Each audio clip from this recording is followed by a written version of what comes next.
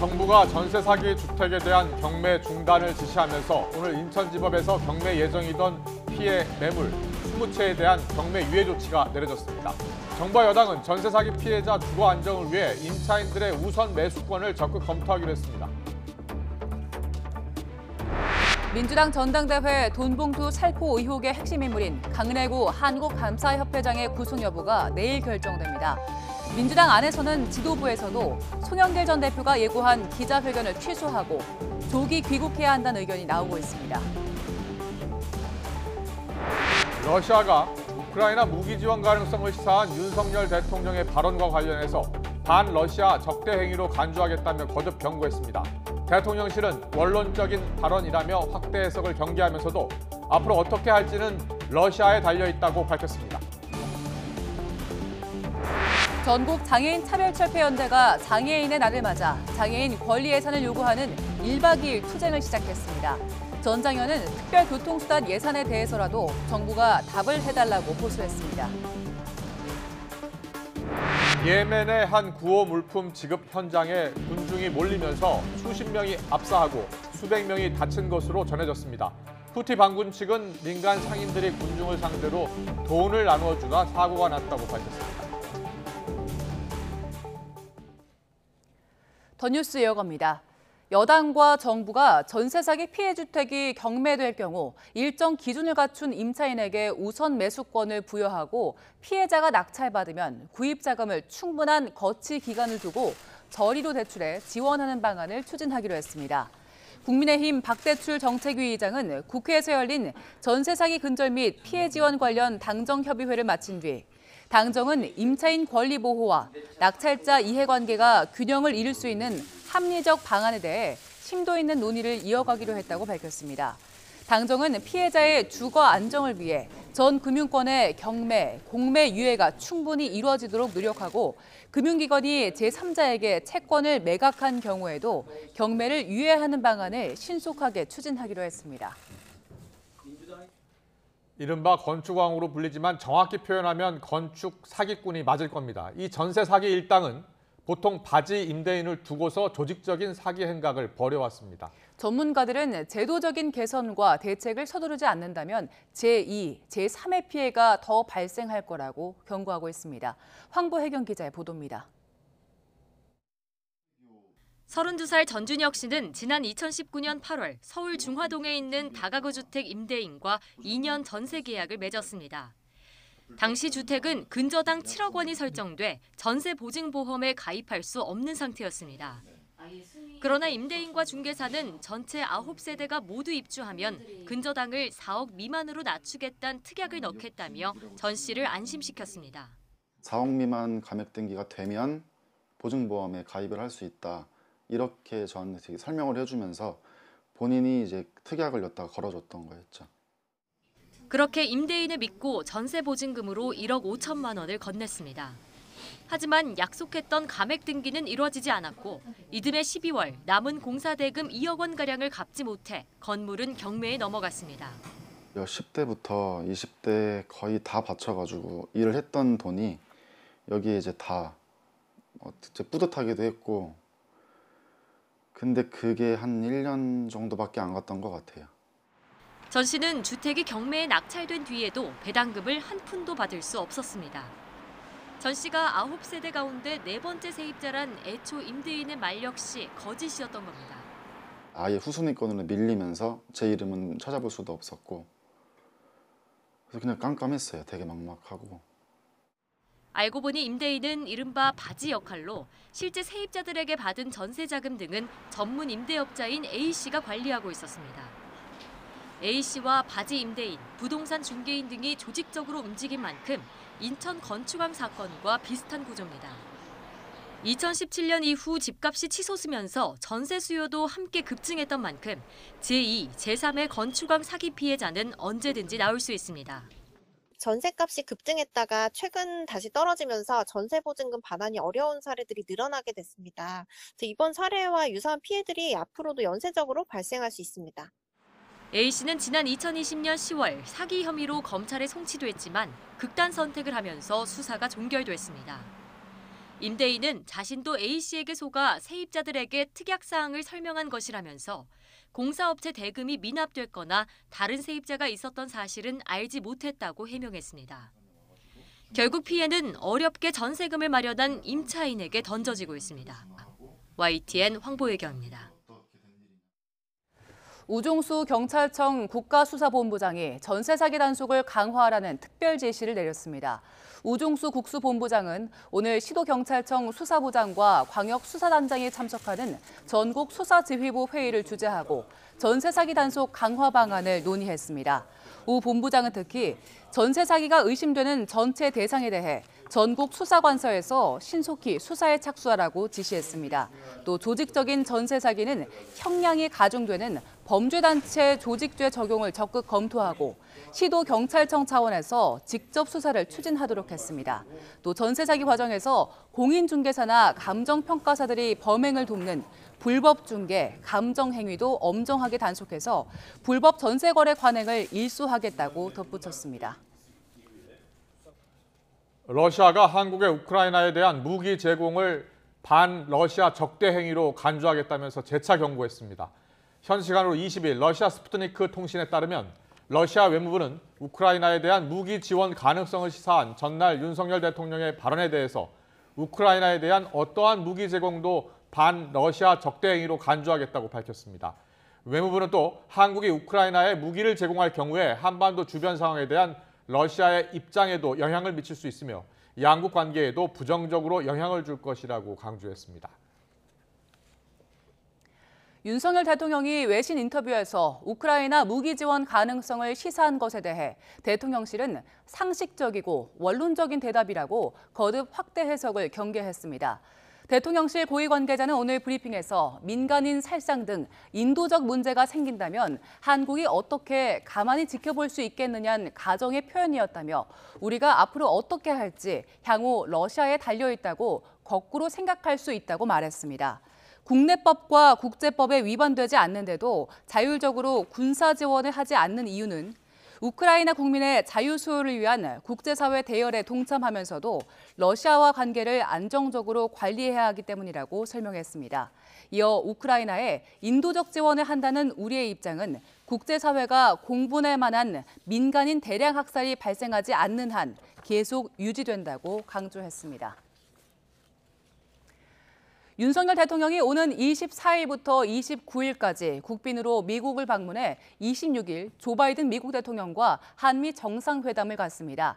27일 미 의회 합동연설에서는 한미 미래동맹의 청사진을 제시할 예정인데요. 대통령실이 공개한 방미 일정과 그 의비를 직접 들어보겠습니다. 윤석열 대통령과 김건희 여사는 4월 24일부터 4월 29일간 조셉 바이든 미국 대통령과 질 바이든 여사의 초청으로 미국을 국빈 방문할 예정입니다.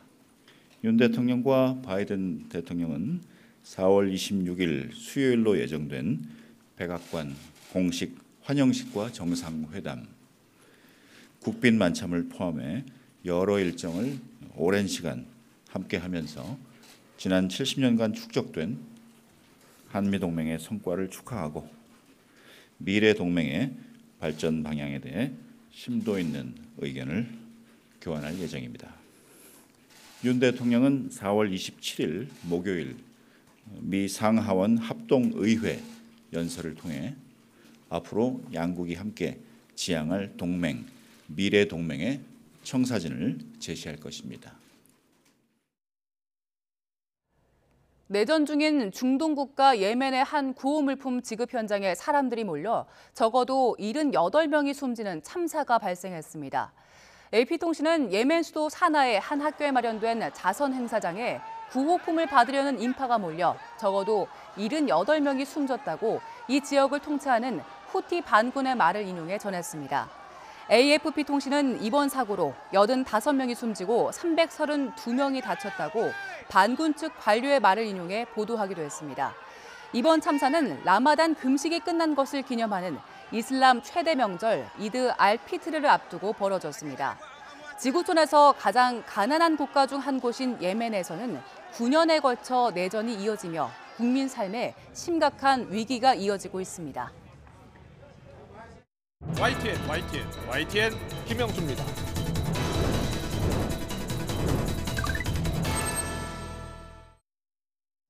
여야는 오늘 각각 민주당 전당대회 돈봉투 의혹과 윤석열 대통령의 로이터 인터뷰를 놓고서 집중 포화를 쏟아부었습니다. 앞서 송영길 전 대표는 돈봉투 의혹은 이정근 전 사무부총장의 개인 일탈로 자신과 상관없는 일이라면서 22일 파리에서 기자회견을 예고했고, 윤 대통령은 어제 우크라이나에서 민간인 공격이나 대량 학살 때 인도적 재정적 지원을 고집하기는 어렵다면서 조건부 군사적 지원 가능성을 처음으로 시사했습니다. 먼저 국민의힘은 이 대표와 송 전 대표가 30분간 통화를 했다는데 진실 은폐를 모의한 것이냐면서 이른바 이심송심 의혹을 제기하면서 돈봉투 금액이 많지 않다는 취지의 발언을 한 일부 민주당 의원들을 비판했습니다. 반면 민주당은 우크라이나의 군사적 지원 가능성을 열어놓은 윤석열 대통령의 언급을 강도 높게 비판하면서 분쟁 지역의 군사적 지원은 국익과 안보에 심각한 위협이 될 수 있다면서 발언을 당장 공식 철회하라고 요구했습니다. 오늘 나온 여야 입장 듣고서 더 정치 풀어가겠습니다. 이심송심이라고 하는데 송영길 전 대표의 전당대회 사건에 이심이 있었다는 의혹에서 벗어나려면 이재명 대표는 송 전 대표의 즉각 귀국을 지시하고 동시에 민주당 차원에서 수사에 적극 협조하라고 지시하고 독려해야 마땅할 것입니다. 윤석열 대통령은 우크라이나 군사적 지원 가능성 발언을 당장 공식 처리하십시오. 국가 안보와 직결된 중차대한 문제를 국민적 공감대, 심지어 국회의 동의 없이 대통령 독단으로 결정할 수 없습니다. 국익과 안보에 심각한 위협을 가져올 정부의 일방적 결정을 결코 동의할 수 없습니다. 네, 오늘의 전국 현안 짚어보겠습니다. 조혜진 국민의힘 의원, 안민석 더불어민주당 의원 나와 계십니다. 어서 오십시오. 안녕하세요. 반갑습니다. 안녕하십니까? 예. 먼저 방미를 앞둔 윤 대통령, 우크라이나의 무기 지원 가능성을 시사하는 언론 인터뷰를 놓고서 그 배경이 무엇인지 많은 언론들이 분석을 하고 있습니다. 먼저 조혜진 의원님, 예. 방미를 앞두고 우크라이나 군사 지원 가능성을 열어놓은 배경은 어디 있다고 보세요? 그 직접 지원이죠. 지금까지도 이제 간접적으로 지원을 해왔는데 직접 네. 지원 가능성을 조금 이제 살짝 언급한 상황인데 아시는 것처럼 미국이라 이거 EU라든가 이런 서방 진영 국가들은 직접적으로 비행기나 뭐 탱크나 포탄이나 또 탱크 잡는 기구, 이 뉴스에서 계속 나왔지만 제블린 같은 이런 그 총기류, 그 총포탄류 이런 것까지 포함해서 직접적으로 무기 지원을 해왔는데 우리는 그렇게 해도 그 국내법이나 국제법적으로 좀 전에 말씀처럼 아무 그 문제가 없었지만 러시아와의 관계 때문에 그렇게 하지 않고 간접 지원을 해왔죠. 네. 그런데 이제 그 미국, EU 이런 서방 진영 국가들이 계속 우리에 대해서 우리가 그 갖고 있는 이 국제사회에서의 지위, 위상, 또 서방 진영에서의 주도적 국가 위상에 걸맞는 좀 그 역할을 좀 해야 되는 것이 아니냐는 쉽게 말하면 직접적인 지원을 요청하는 그런 요구들이 많이 있었는데 러시아와의 관계 때문에 안 해왔죠. 그런데 그 명분으로 보더라도 사실 저 6.25 전쟁 때 같은 경우는 우리가 알다시피 16개국이나 되는 나라들이 이제 무기 지원을 넘어서 가지고 직접 병력이 와가지고 목숨 바쳐가면서 우리를 지켜준 나라지 않습니까? 그 때문에 우리가 오늘 국가를 보존할 수 있었던 것인데 그런 것도 있고 또 그 러시아 그 만약에 전후 복구, 그러니까 그 지금 북한의 동태라든가 중국하고 대만의 동태라든가 이런 걸 보면 동북아 우리 지역에서 또 어떤 상황이 벌어질지 모르는데 그때 우리가 도움이 필요할 때 만약에 그 다른 나라들이 뭐 니들도 뭐 알아서 해, 우리는 간접적으로 지원밖에 못 하겠어, 문제를 직접 알아서 해결해, 우리는 직접 지원 못 해 이래도 사실 걱정이 되거든요. 거기다가 이제 전후복구 사업이 우크라이나에서 천문학적인 시장이 펼쳐질 때 예. 그 참여할 수 있는 우선순위는 이 지금 지원의 그 정도에 따라서 순서가 정해질 것인데 그런데 그동안은 국내 규정을 들어서 인도적 재정적 지원만 가능하다고 계속 선을 그어 왔잖아요. 대통령이 예. 직접. 예. 그런데 입장이 이번에 바뀐 이유가 방미를 앞두고 바뀐 것 아니냐. 제가 볼 때는 정세 판단이 두 가지가 있지 않나 싶은데 지금 네. 말씀드린 이런 전후복구라든가 앞으로의 동북아 상황 이런 것도 있지만은 러시아가 우크라이나 전쟁을 이렇게 종결짓는 데서 지금 최후의 어떤 그 극단적인 방법을 동원할 가능성을 좀 포착하고 있는 것이 아닌가. 그래서 러시아가 대통령께서 지금 강하게 반발하고 있잖아요. 그래서 대통령께서 대규모 민간인들에 대한 대규모 공격이라든지 대량 학살이라든지 네. 국제사회가 도저히 용납할 수 없는 상황이 벌어지면 이런 조건을 다른 것이 그런 가능성이 조금 보인다는 측면도 있을 것이고 알겠습니다. 알겠습니다. 국제사회에서 우리 입장도 있는 것이어서 국민의힘 여당 입장 조건을 달아서 이제 이야기를 한 거죠. 알겠습니다. 어떤 우크라이나 전쟁과 관련해서 환경 변화가 있고 거기에 대해서 우리 정부의 입장도 조금씩 바뀌는 것 같다 이렇게 보시는 거죠?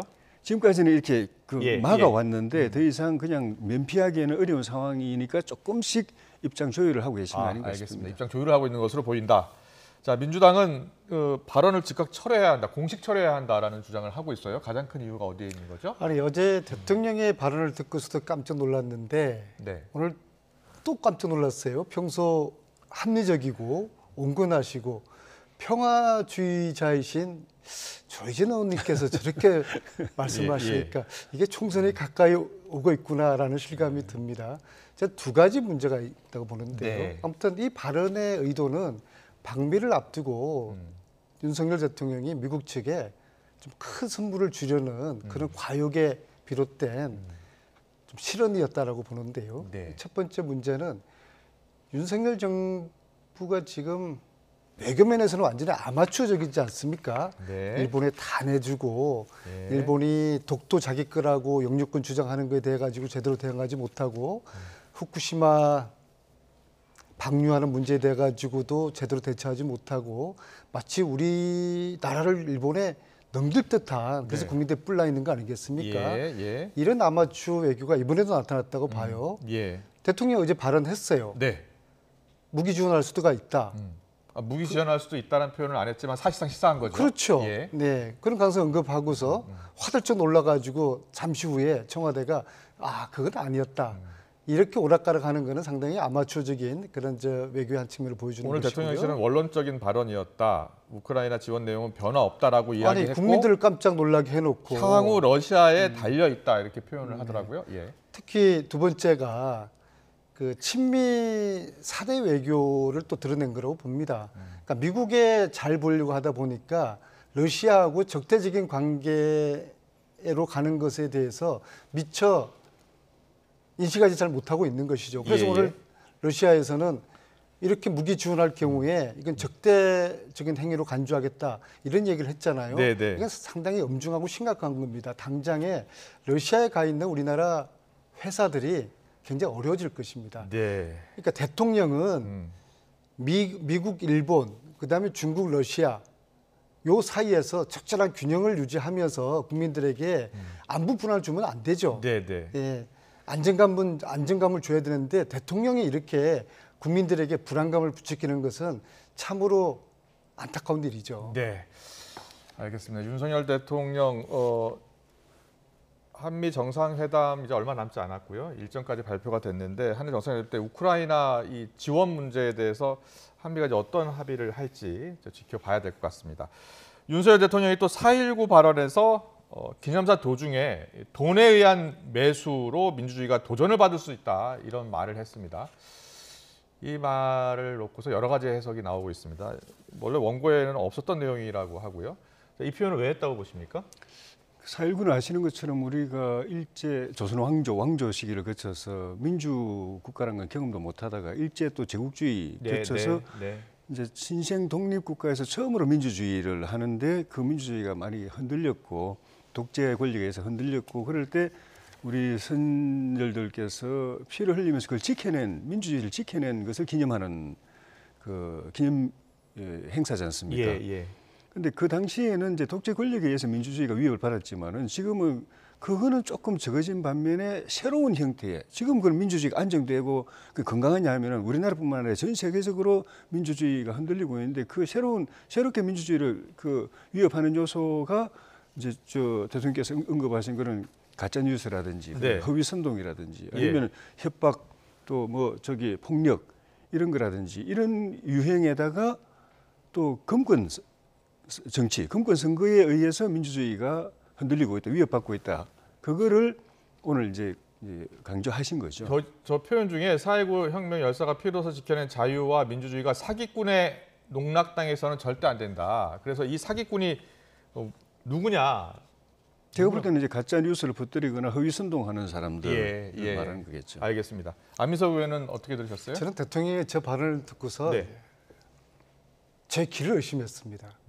그러니까 4.19라는 것은 이승만 독재 정권에 황거한 우리 저 민중들의 봉기 운동이지 않습니까? 그거하고 아마 대통령께서 저 말씀을 하신 의도는 이번 돈봉투 의혹 사건을 좀 더 부각시키려고 하는 의도였던 것 같아요. 그거하고 4.19 정신하고 무슨 상관이 있겠습니까? 저는 저 말씀을 왜 했을까? 저는 그렇게 생각합니다. 이게 저는 일종의 그 국면 전환용으로 가지고 있던 폭탄을 던진 거라고 보거든요. 지지율이 계속 하락되고 있으니까 위기감과 뭔가 초조해져 있는 상태에서 이미 이 폭탄은 제조해서 가지고 있었어요. 그래서 이 폭탄을 던지면서 수일 동안에 국면 전환이 또 되지 않았습니까? 그런 의혹을 반증시켜주는 대통령의 발언이었다. 그런 합리적인 의심이 간다. 이게 국민 전환용이었구나 그런 생각이 들고요. 어쨌거나 대통령의 저런 말씀은 4.19 기념사의 부적절한 발언이시죠. 그리고 대통령께서는 가령 그런 거 아니겠습니까?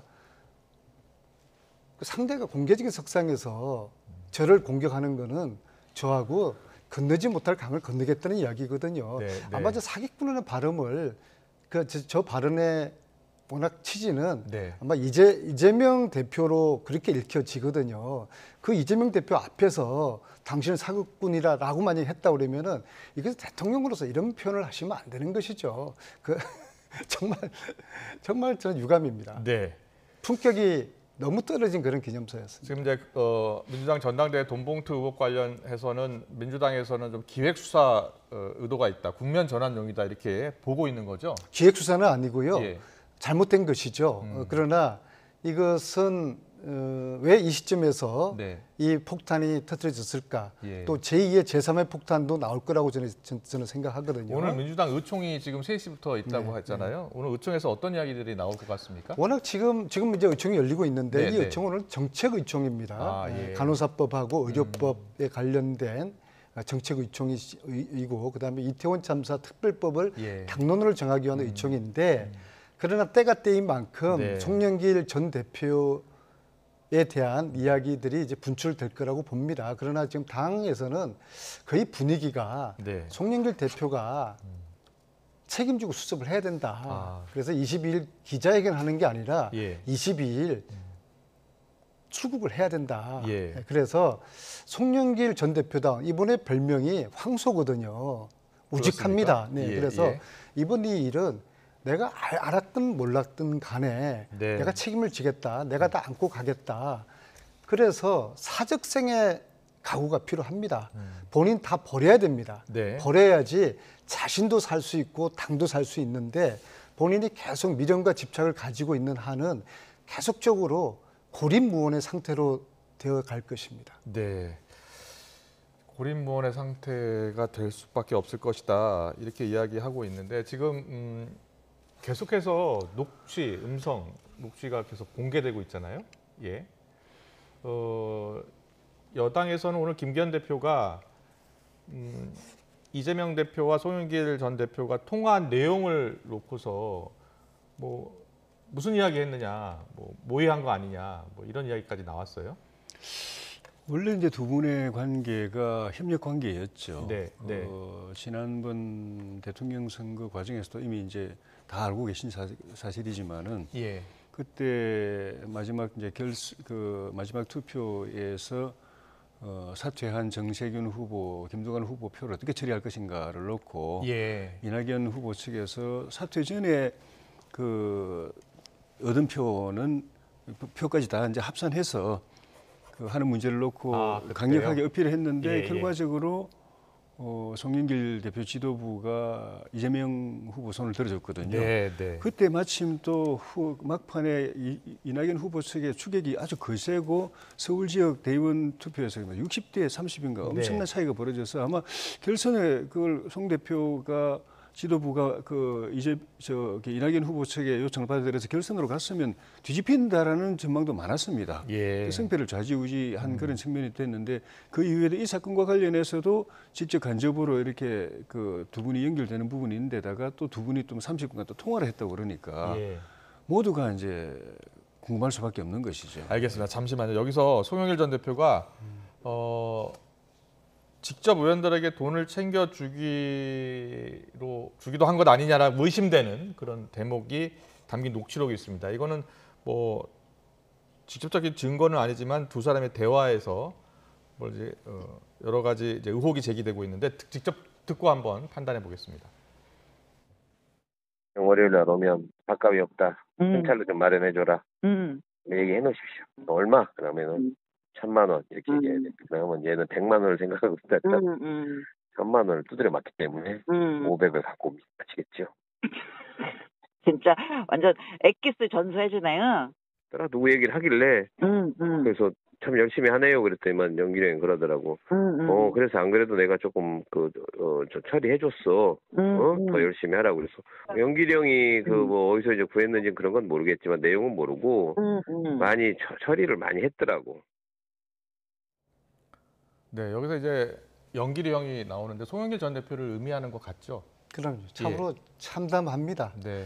저렇게 강내구, 이정근 저 두 분이 측근인데 측근들이 지금 한 사람 구속가 있고 아마 이제 강내구 영장이 청구됐죠. 위원장도 아마 감옥 갈 것 같은데 이 정도 되면은 이제 송영길 전 대표답게 그래 모든 건 제가 다 짊어지고 가겠습니다. 제가 책임지겠습니다.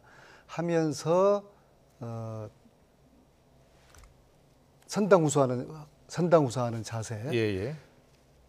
20년 제가 정치를 했는데 가장 많이 여의도에서 들었던 이야기가 선당후사인데 누구나 이 이야기를 하지만은 어느 누구도 이걸 제대로 실천하지 않는 것 같은데 지금 송영길 전 대표가 이걸 실천을 보여줘야 될 때고요. 아마 검찰에서는 송영길 대표가 들어오지 않기를 바랄 겁니다. 들어오지 않으면은 수환장 발부하고 또 여건 만료시키고 그리고 뭐 강제 구인 체포까지 이제 하겠죠. 그런 그림을 저는 검찰이 원하고 있을 거라고 원할 거라고 보는데 그렇게 그걸 막기 위해서라도 만신창이가 된 상태에서 송영길 전 대표의 이미지는 어떻게 되겠습니까? 정치로 가망이 없는 겁니다. 그래서 빨리 귀국하기를 바라고요. 아까 김기현 대표 한 말씀 드리면은 송영길, 이재명 두 분이 모의를 했다지 않습니까? 이건 당대표 치고 여당 당대표 치고 너무 경솔한 이야기예요. 어제 저녁에 제가 이재명 대표하고 한 2시간 정도 식사하면서 이야기를 했는데요. 전화 통화 내용도 얘기해 주셨나요? 정말 걱정을 해요. 들어와서 수습하시라라고 이야기했는데 정말 여지가 없더라. 여지가 없더라. 그래서 그런 걱정을 하는 이야기를 어제 제가 들었는데 무슨 근거로 여당 대표가 그 두 사람이 이야기를 모의했다라고 그렇게 몰아붙이고 또 심지어 저보고 파리 가가지고 송영길 대표를 데리고 오라고 오늘 최고위원회 공개석상에서 여당 대표가 이건 이제 코미디도 아니고 정치를 희화시키는 겁니다. 저는 과거에 최수실 정유라를 그 국민들의 그런 요구에 부응해가지고 독일 가서 추적하고 돈을 추적하고 그러기 때문에 외국을 갔던 것이지 그런 저한테 파리 가가지고 안민석 당신이 송영길 데리고 와라고 하는 것은 여당 대표답지 못한 경솔한 정치를 너무 희화시키는 그런 발언이고 좀 신중했으면 좋겠습니다. 여당 입장 잠깐 들어볼게요. 근데 유인태 전 사무총장 오늘 그 라디오 인터뷰 보니까 여야 할 것 없이 터진 것 아니냐. 전당대회 관련해서 오랜 관행이 있었다. 이렇게 표현을 하더라고요. 터질 게 터졌다. 두 분 다 중진 의원들께서 나와주셨으니까 유인태 전 사무총장의 이 이야기가 맞습니까? 과거에 올라가면은 뭐 돈 선거가 뭐 공공연했죠. 네. 뭐 그렇게 수시로 터졌죠. 이해할 것 없이. 예. 그러다가 2008년도에 저희 전당대회에서 이제 돈봉투 건이 나와가지고 뭐 금액으로 보면 그 이전에 비해서는 적지만은 사법당국이 그때 아주 이제 박기태 엄정하게 대표가 선출됐을 때 말씀하시는 거죠? 예. 그 검찰이나 법원에서 아주 이례적으로 이 경종을 울려줘야 된다. 그동안에 이게 싹 정리된 줄 알았는데 아직도 이런 게 있네 해가지고 상당히 중형을 내렸습니다. 예.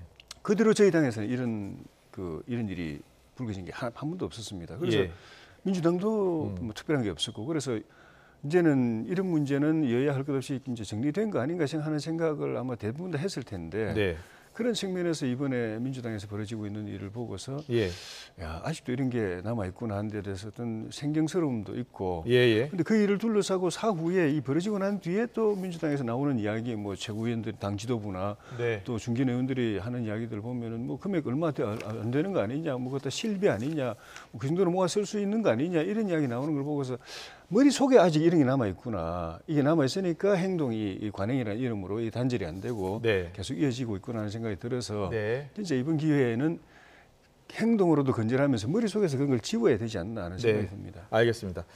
그리고 근데 JTBC 어제 공개한 녹취록에 보면 스폰서 역할을 한 이제 김모 씨라고 등장을 하더라고요.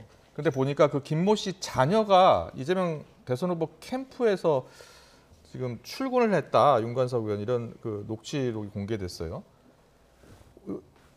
대선 캠프 계셨었잖아요. 이런 이야기가 그때도 있었습니까? 뭐 저는 뭐 전국 돌면서 제가 그 특보단장을 했거든요. 사람을 만나는 일이었기 때문에 캠프 내부에서 이런 세세한 이야기를 모르고요. 단지 앞으로 무수한 폭탄들이 터져 나올 것 같아요. 그 폭탄이 몇 개 어디서 터질지 어느 누구도 모른다는 것이 참으로 두렵기만 하고요. 이제 이게 서막에 불과하다. 이 끝이 어떤 결과일지는 어느 누구도 장담할 수 없고 단 이것이 저희들 내부 민주당을 혁신하는 그런 큰 모멘텀이 될 겁니다. 그리고 저희들이 혁신하게 되면은 또 국힘도 혁신 안 할 수가 없겠고요. 그래서 돈봉투 이 의혹 사건이 일종의 나비 효과가 돼서 22대 총선이 물갈이가 아니라 판갈이가 되는 수준의 그러한 나비 효과가 나타나지 않을까 그런 생각을 합니다. 알겠습니다. 그렇게 했으면 좋겠습니다. 네, 마지막에 좀 짧게 짚고 가려고 하는데요. 당정협의회 정부 여당 열어서 전세 사기 피해자 대해서 우선 매수권 부여하는 방안 검토하기로 했는데 여야가 이 와중에도 서로 니탁 공방하고 있습니다. 듣고 오겠습니다. 민주당에게 묻겠습니다. 민주당은 지난 문재인 정권 시절 임대차 3법을 강행 처리하면서 집값과 전세값 폭등의 원인을 제공했습니다. 빌라왕 같은 사기꾼들이 기생하는 환경을 만들었습니다. 이런 사기꾼이 약자를 희생시킬 때 문재인 정권과 민주당은 무엇을 했습니까? 민간 미분양은 사주라면서 생사가 걸린 전세 사기 피해자들은 왜 선구제 못합니까? 기업 세금을 깎아주고 세수 부족은 서민 증세로 막자는 내로남불식 유전무죄 무전유죄의 기득권 시장 경제론이 또 발동되는 겁니까? 네, 두 분 이제 어떻게 들으셨어요? 이 문제는 여야가 좀 머리를 맞대고 좀 해결책, 대책을 마련해야 되는 거 아닙니까? 당연히 대책 마련해야죠. 근데 이제 뭐 지금 우리 정책위원장도 말씀하셨지만은 원인을 아는 것이 또 대책 만드는데 이제 시작이기 때문에 그런 게 해서 아마 이야기를 했었는데 그 문재인 정부 때 노무현 부동산 정책 한다고 해서 노무현 정부 때 실패했던 그분들을 다시 데려와가지고 쓰는 바람에 그분들이 부동산 정책 주도하면서 거래 억제하고 또 세금 폭탄 먹이고 이러면서 오히려 더 천정부지로 역대 최대로 올려버렸지 않습니까? 그 부담 그게 여파로 또 전세 임대료 또 폭등까지 일어나니까 민주당이 그 임차인 보호한다고 해서 임대차 3법을 그 강행 처리했는데 그게 결과적으로 임차인 보호가 아니라 더 천정부지로 올려놓는 그런 결과가 되고 그걸 노리고서 시세 차익 노리거나 하는 사람들 또 전세 보증금 자체를 그냥 그 노리는 그런 파렴치한 사람들이 거기 뛰어들어가지고 이런 사태가 벌어졌는데 어쨌든 여기에 범죄 행위는 당연히 이제 엄단해야 되는데 피해자 구제를 하는 방법에 있어 가지고는 이게 새로운 제도도 만들어야 되지만은 여러 가지 고려해야 될 요소들이 많기 때문에 그 여야가 이거는 같이 머리 맞대고 정책적으로 좀 법적으로 그 대안을 만들어내지 않으면 안 되겠다는 생각이 듭니다. 바로 만들어야 될 것 같아요. 이게 민생이잖아요. 당연히 협력해야죠. 이제 세 가지인데요. 첫째는 이제 그 피해자들 말씀 들어보면은 경매를 빨리 중단을 해달라. 그 다음에 이 경매 우선권에 대해서 지금 살고 있는 분들이 우선 매수를 하게 권리를 달라. 세 번째는 국가가 매입을 해가지고 공공 임대 주거용으로 사용해달라 그거였는데 어제 아무튼 대통령이 경매 중단 발표를 하셔서 그건 잘한 것 같아요. 뭐 실효성은 두고 봐야 되겠지만 이제 앞으로 피해자들의 피해를 구제할 수 있는 방법을 쓰고 그 다음에 이제 공공 임대 주거용으로 전환을 해야 되는데 문제는 경제범죄 피해로 인한 보조는 대책할 수 있는 법적인 근거가 없어요. 그래서 특별법이 필요합니다. 그래서 하루빨리 특별법을 제정해서 이 문제를 해결해야 되는데 특히 피해자들이 거의 다 2030이라는 점에 대해서 우리가 빨리 기성세대들이 머리를 맞대고 이제 해결을 해야 되는데 문제는 특별법 제정될 때까지 시간이 걸리기 때문에 그 사이에 어떤 특별한 구제 대책을 내놓을 것인가 이것에 대한 정책적인 대안과 방안이 필요하죠. 네, 알겠습니다. 과연 여야가 머리를 맞대고 실효성 있는 대책을 내놓을지 지켜보겠습니다. 조혜진 국민의힘 의원, 안민석 민주당 의원과 함께했습니다. 잘 들었습니다. 고맙습니다. 고맙습니다.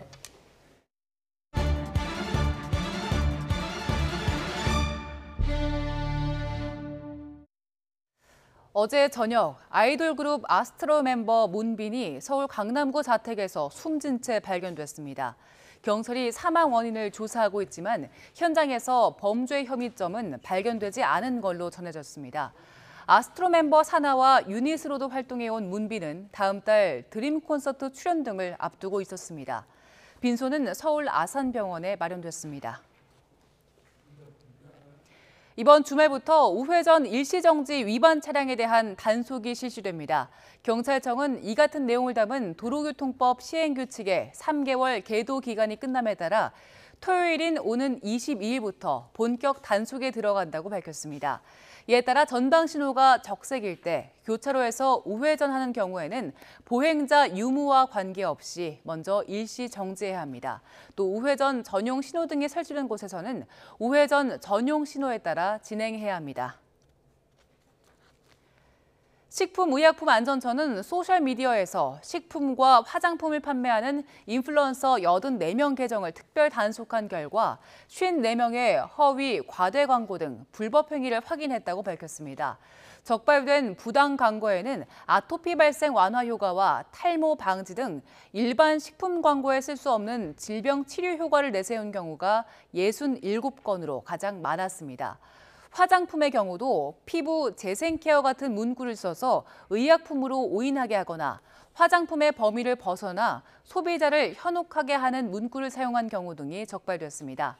식약처는 이들 게시물의 삭제와 차단을 요청하고 행정처분과 수사를 의뢰했습니다. 취약계층의 불법 사금융 피해를 최소화하기 위한 소액 생계비 대출에 3주 만에 15,000여 명이 몰렸습니다. 이대로라면 정책이 시행되는 연말까지 예산이 부족한데 정부는 금융권에서 기부를 받아 재원을 추가로 확보할 예정입니다. 김지선 기자입니다. 정부가 연 15.9% 금리로 최대 100만 원까지 빌려주는 소액 생계비 대출. 시작한 지 한 달도 안 돼 16,400여 명이 몰렸고 이 가운데 15,700여 명이 대출을 받아갔습니다. 홍보를 했던 거 보고 예약하고 오게 됐거든요. 혹시 이거 대출 받을 때 어디에 쓰실 생각이신가요? 생활비 1인당 평균 대출 금액은 61만 원, 최초 대출 한도는 50만 원이지만 병원비나 주거 등 용처를 증명하고 더 빌려간 사람이 3,830여 명입니다. 대부분 이미 채무가 많거나 소득이 없어 은행에 발해드리기 어려운 취약계층입니다. 금융상담도 함께 진행됐는데 채무조정 관련이 5,800여 건으로 가장 많았고 취업 지원 문의도 1,330여 건에 달했습니다. 불법 사금융 관련 신고도 236건이나 됐습니다. 올해 재원 1,000억 원 가운데 불과 3주 만에 쓴 돈은 96억 4천만 원으로 이대로라면 연말 전에 모두 소진됩니다. 금융위원회는 금융권 기부를 통해 예산을 추가 투입하는 방안을 검토 중입니다. 전 금융권에서 국민행복기금 초과회수금 기부 의향을 밝혀 현재 263억 원 수준이 내부 의사결정을 거쳐 기부될 예정이고 약 377억 원 수준이 내부 검토를 거쳐 추가적으로 기부가 이루어질 것으로 예상됩니다. 정부는 연말까지 소액 생계비 대출을 차질 없이 공급하고 내년에도 취약계층 지원이 이루어질 수 있도록 재원을 계속 확보해 나간다는 방침입니다. YTN 김지선입니다. OECD 회원국 가운데 우리나라에 이어 출산율이 두 번째로 낮은 이탈리아가 파격적인 저출산 대책을 검토하고 있습니다. 이탈리아 일간지 일 폴리오는 현지 시각 19일 잔카를로 조르제티 경제재정부 장관이 자녀가 둘 이상인 부모는 세금을 내지 않도록 하는 방안을 검토하는 걸로 알려졌다고 보도했습니다. 이 매체는 조르제티 장관이 이 방안을 며칠 안에 공식적으로 제안할 걸로 예상한다고 전했습니다. 2020년 기준 이탈리아의 합계 출산율은 1.24명으로 OECD 38개 회원국 가운데 우리나라 다음으로 출산율이 낮습니다.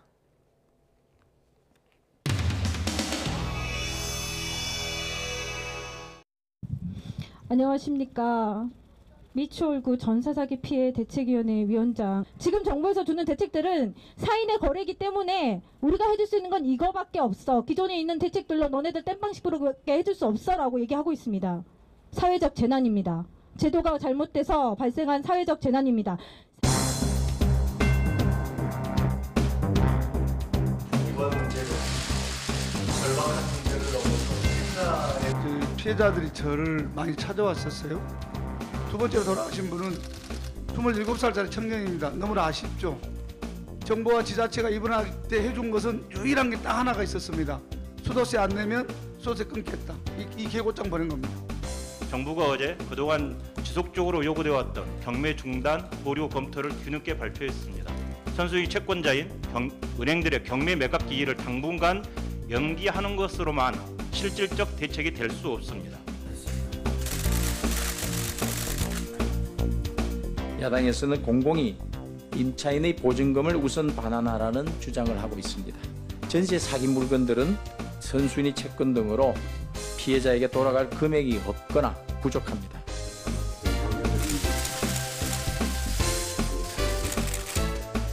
지난 정부 5년 동안 집값이 2배 이상 폭등을 하다 보니까 근데 지금 정부는 이전 정부의 원인이 제공되고 또 거기에 인천의 건축광을 비호했던 특정 정당의 거물 정치인들을 탓할 여력이 없습니다.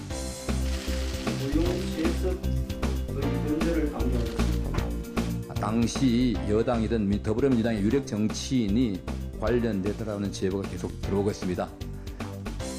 인천 유력 정치인에 대한 진상 파악이 추가적으로 된 부분이 좀 있을까요? 경찰 수사가 좀 필요한 부분이 있는 것 같습니다. 그래서 좀 수사 좀 해서 진상을 파악하도록 당에서는 요청을 했습니다.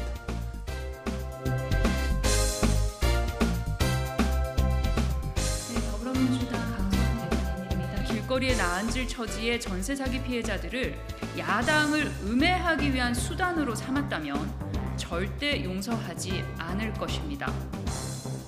이러한 전세 사기가 일어난 원인을 분석해 보면 어처구니 없는 지난 문재인 정부부터의 당시에 특혜나 이런 것들이 있었다고 보시는 거예요? 그거는 잘 모릅니다. 근데 특혜라기보다는 규제가. 근데 뭐 일부에서는 뭐 누구다 얘기가 나오는데 제대로 된 정보를 가지고 있지는 않다. 근데 제가 알기로는 당시 2018년, 2019년 이런 빌라들이 준공된 당시 인천시 정부나 미추홀구 정부가 민당 정부였다. 잘 이해가 안 되는 게 그 규제와 전세 사기가 어떤 연결인지 이해가 안 돼서 설명해 주실게요. 규제라뇨. 규제까지 되고. 그래서 이철규 사무총장이 받았다는 이제 제보가 뭔지는 모르겠습니다. 그게 시장을 얘기하는 건지 또 뭐 과거에 뭐 무슨 정치를 얘기하는 건지 그건 모르겠습니다.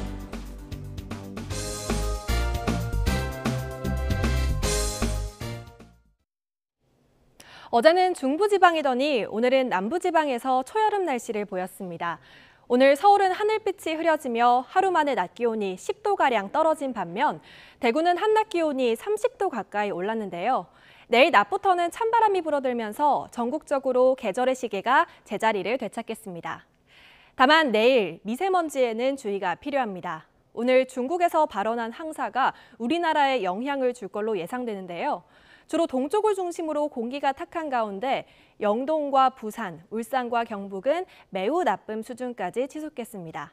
외출하실 때는 미세먼지 차단용 마스크를 챙기시는 게 좋겠습니다. 내일은 전국이 대체로 맑겠습니다. 다만 바람이 강하겠는데요. 특히 영남 해안과 전남 남해안, 제주도를 중심으로는 매우 강하게 불겠습니다. 또 대부분 해상에서도 바람이 강한 가운데 오전까진 바다 안개도 짙게 끼겠습니다. 항해나 조업하는 선박은 안전에 유의해 주시기 바랍니다. 자세한 내일 아침 기온 살펴보겠습니다. 대체로 오늘보다는 낮겠지만 예년 기온을 웃돌겠는데요. 서울 12도, 대전도 12도, 부산은 17도가 예상됩니다. 내일 낮 기온은 예년과 비슷하거나 조금 높겠습니다. 서울 22도, 대전 23도, 광주 25도, 부산 19도 예상됩니다. 당분간 대체로 구름 많은 가운데 다음 주 화요일에는 전국에 또 한 차례 봄비가 내릴 전망입니다. 날씨였습니다. 이슈를 더 쉽게 전해드리는 더 뉴스, 내일은 더 준비하겠습니다. 잠시 뒤에는 뉴스큐가 방송됩니다. 시청해주신 여러분 고맙습니다.